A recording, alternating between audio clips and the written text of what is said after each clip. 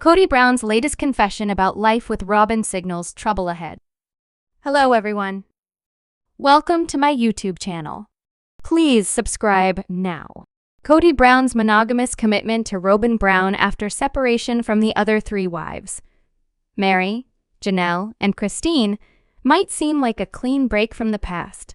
However, beneath that new setup likely lies the same volatile reliance that destabilized his plural family. That's because Kody didn't transition into monogamy because he grew into emotional simplicity, but because he was pushed into it by rejection, divorce, and estrangement.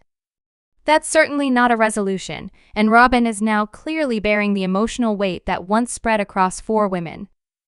In earlier seasons, Kody thrived not just on love, but on attention saturation. He rotated households like a performer cycling through stages, feeding on being needed, pursued, even resented. That ecosystem no longer exists. Robyn is now his only emotional outlet. This was evident when Robyn was struggling to adjust to this new environment without her sister wives in Sister Wives Season 19.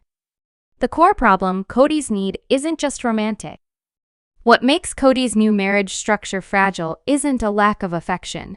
It's his craving to be seen. Polygamy gave him multiple mirrors. If one wife challenged him, another affirmed him. If one rejected intimacy, another restored it. That constant cycle of control, chaos, and comfort fed his identity. Robyn, despite her loyalty, can't mirror all of that at once. And worse, she now holds the sole burden of propping up Kody's emotional self-worth, which has never been self-sustaining. It's a high-maintenance partner situation, but one that's now at a structural collapse of the identity Kody curated over decades. Kody is at a point in his life where he doesn't know how to be without external validation. So it's possible that when Robyn falters, tires, disagrees, or pulls away even slightly, Kody has no fallback, no rotation, no buffer. And at this age, that can be a bit hard to adjust to.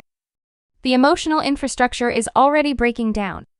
Moving forward, if there's another installment, it won't be surprising if the audience has to see Robyn, who once seemed the most emotionally sturdy wife, no longer composed. Her confessional segments in the past season were filled with defensive justifications, nervous tears, and coded language about loyalty and loss. These aren't the signs of a woman relishing a one-on-one partnership, but of someone bracing for collapse while trying to keep it all together, or perhaps just guilt. After all, she's not just supporting a husband, but instead a televised legacy that's already lost its base. And she probably blames herself a little for it. On the other hand, Kody's version of monogamy, right off the bat, might not be rooted in emotional maturity or reparation either. Naturally, at least initially, it'd be an attempt to reclaim control after losing the others until that required maturity comes. But you don't fix a foundational imbalance by reducing the number of people involved. If anything, that concentrates the dysfunction. Why this monogamous era is likely to unravel publicly. Every season of Sister Wives has been a case study in misaligned needs, and this era is no exception, just more concentrated. Kody may speak the language of monogamy now, but his behavior, emotional outbursts, control issues, and resentment toward his ex-wives revealed that the inner landscape hasn't changed. His identity was forged in plurality.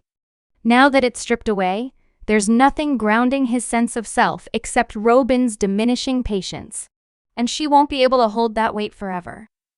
The fact is that Kody is used to having multiple women, and his needs are structured accordingly. This version of their marriage, therefore, might not be sustainable because while it's a partnership, it's also a survival pact, propped up by mutual fear of losing relevance, losing face, or admitting that the dream failed. But that's just considering what has happened in their lives up until now.